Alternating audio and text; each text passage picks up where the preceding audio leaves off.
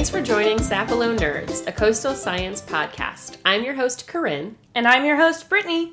And we work at the National Estuarine Research Reserve, or NER, on Sapelo Island, a Georgia barrier island. It's time to talk about whales. What was that? You can't speak whale? I said it's time to talk about right whales. Well, what's wrong with left whales? Oh boy, dad jokes early today. It's North Atlantic right whale season in Georgia. Oh, that's right. Our state marine mammals are back for calving season. The coasts of South Carolina, Georgia, and northern Florida are incredibly important for right whales because the females travel all the way down here from their feeding grounds in the Northeast to give birth. That's a pretty long trip, over 1,000 miles. Not to mention that during this 3 to 4 month journey down and back, the mother doesn't eat. I barely go 3 or 4 hours without wanting a snack. Me too. I mean, for such huge whales, their food is pretty tiny. You're right, they are pretty huge. An adult right whale can be 50 feet long and weigh over 70 tons. That's the same weight of about 10 African elephants. But to get a good look at their food, you actually have to use a microscope. It's crazy to think about that. Right whales are baleen whales, so they don't have bony teeth like most mammals to chew their food. Instead, they have baleen, which are mats of hair-like fibers that are made of keratin, the same thing that's in our fingernails. They use this baleen like a sieve to filter tiny zooplankton out of the water column. They eat a lot of zooplankton each day, particularly copepods, which are very small crustaceans. And by a lot, I mean scientists estimate more than 2,000 pounds a day. Wow, that's a lot of plankton. The right whales can feed on this plankton throughout the water column, from the ocean floor up to the water surface. And even when they aren't feeding, right whales are known to spend time at the water surface. Researchers and boaters can find surface active groups, or SAGs, of right whales socializing and mating in any of their habitats at just about any time of the year. This surface activity may have been part of the reason this species was so popular for whaling. Oh no, that's so sad. Yeah, unfortunately, right whales actually got their name from being the right whale to kill. Whalers could locate a group of right whales pretty close to shore and harvest them, all because right whales float when they die rather than sink to the bottom. They were such a popular whale to hunt that they were near extinction levels in the late 1800s. Fortunately, people began to realize that the population of right whales was dangerously low, and the League of Nations banned the commercial hunting of right whales in 1935. That's pretty early. The U.S. didn't outlaw other whaling until 1971. Well, by 1935, there were only about 100 North Atlantic right whales left, and we didn't know a whole lot about them then. We didn't realize that they were even visiting the Georgia coast until about 1979. Now, the southeast coast calving grounds are designated as a critical habitat for right whales through NOAA fisheries. So these protections have helped a bit, but we're still working on changing right whales from the right whale to kill to the right whale to save. The population of right whales grew from only about 100 individuals in 1935 to about 480 by 2010. It seemed like right whales were making a comeback, and projections showed their numbers would double in less than 2 decades. However, in 2010, the North Atlantic Ocean underwent an unprecedented regime shift that turned the tide for right whales. A regime shift is a large, sudden, and lasting change in the function and structure of a system. Some examples of regime shifts are ecosystems changing from one habitat to another, such as a salt marsh to tidal flats or forest to savanna, and the processes such as eutrophication when there's an overabundance of nutrients leading to algal blooms or hypoxia, which is a loss of oxygen. And the regime shift that affected the North Atlantic right whales was a slight change in the Gulf Stream due to a warming climate. Although the change to the Gulf Stream doesn't seem like a really big change, it gradually made a big impact on North Atlantic right whales. The Gulf Stream shift pushed warmer water from the Slopewater Sea into the Gulf of Maine. And the North Atlantic right whales relied on the Gulf of Maine as their primary feeding grounds. When warm water moved into the Gulf, the amount of prey available to right whales dropped. As many mothers know, growing a baby takes a lot of energy. Animals aren't going to be able to reproduce if they don't have enough food available.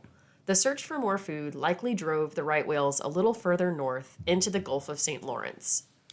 which is a pretty big problem. The Gulf of St. Lawrence is a very dangerous place for right whales. It's a very busy area for ships, since this is where ocean-going vessels can make their way into the Great Lakes. It's a really important access point for the economy in the U.S. and Canada. Also, the Gulf of St. Lawrence has intense fisheries for shrimp, redfish, halibut, snow crab, and lobster.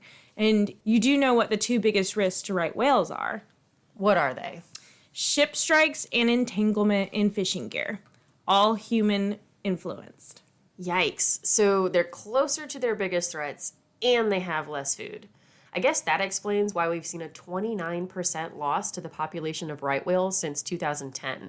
It actually took biologists a while to see what was happening with right whales. Their numbers in the Gulf of Maine during the late spring and early summer dropped significantly, but we still don't know where they were feeding from 2010 to about 2014. It wasn't until 2015 that researchers noticed right whales in the Gulf of St. Lawrence through acoustic monitoring. At that time, the Gulf didn't have any protections in place for right whales. This led to significant losses for right whales, with 17 carcasses found in 2017 and 10 in 2019, all connected to anthropogenic deaths. Since 2010, rather than doubling the right whale population in less than 20 years, the current estimates show possible extinction in less than a century. But it's not all doom and gloom, folks. Our hope for right whales lie in their calves, and our Georgia coast is the perfect place to look for new baby right whales. We have a guest speaker today that knows a ton about right whales and our monitoring efforts in Georgia. We have a guest today that knows a ton about right whales and our monitoring efforts here in Georgia.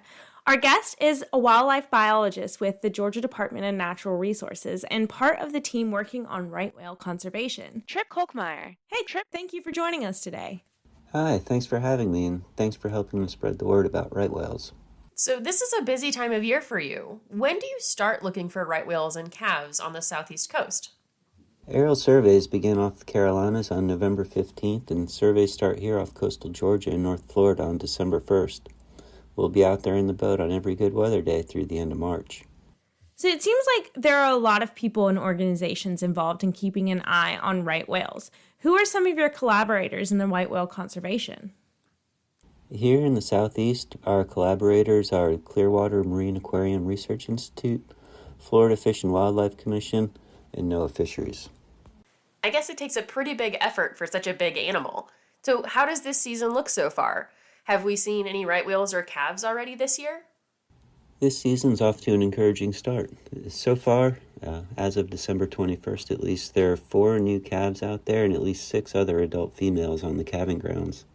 This year's first calf was born to a whale named Medusa, who's at least 42 years old, and this would be her 7th known calf. Hopefully they can keep up the pace and keep cranking out the calves. That seems good. I guess any babies at this point seems great. But are we hoping to see a specific number of right whale calves each season? We want to see as many calves as possible. This season there are 44 whales on the potential moms list, and we need all of them to give birth. Even if that were to happen, though, it still wouldn't be enough.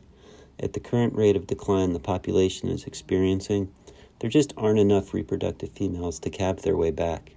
As it stands right now, we need something like 50 calves per year, and with only 44 potential moms this season and only about 75 in the entire population, it doesn't take a whale biologist to do the math. If we could just eliminate the human-caused mortality, primarily entanglement in fishing gear and collisions with vessels, the population could grow and recover with about 25 calves each season. Sounds like we still have a long way to go, and there's still a lot we can do to help this species. Our next episode will actually go into more detail about ongoing efforts to protect right whales and what each of us can do to help. But do you have any suggestions for what our listeners can do to protect right whales? There are a number of ways you can help protect right whales. If you're out on the ocean during the calving season, slow down and keep a lookout. Collisions with vessels are one of the leading threats to right whales. You want to be on the lookout for large black objects at or just below the surface. You may see splashing from their paddle-shaped flippers or waves breaking over their smooth back. Remember, right whales have no dorsal fin.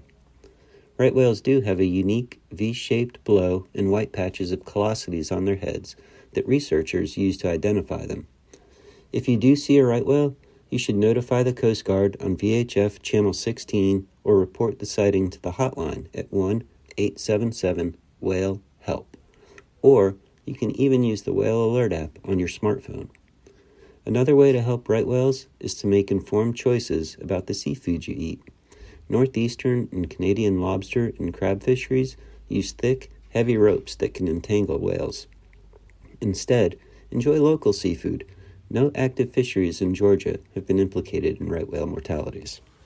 Well, thanks so much for taking time out of your busy season to speak with us. We'll keep our fingers crossed for a lot more calves this year. And since we spoke to a marine biologist today, Corinne, do you know what the difference is between a marine biologist and a dog? I don't know what. One tags a whale, the other wags a tail. Well, that's enough for this episode. Make sure to listen to our next episode to learn what you can do to help right whales. For more information about any of the topics we covered today, or to submit your question that may be featured in our upcoming episodes, please email us at signer.socials@gmail.com. That's SINERR.socials@gmail.com. Thank you for listening to Sapelo Nerds, a coastal science podcast brought to you by the Sapelo Island National Estuarine Research Reserve. Please check back for more episodes released on the 1st and the 15th of each month. And that's the Sapelo Sound.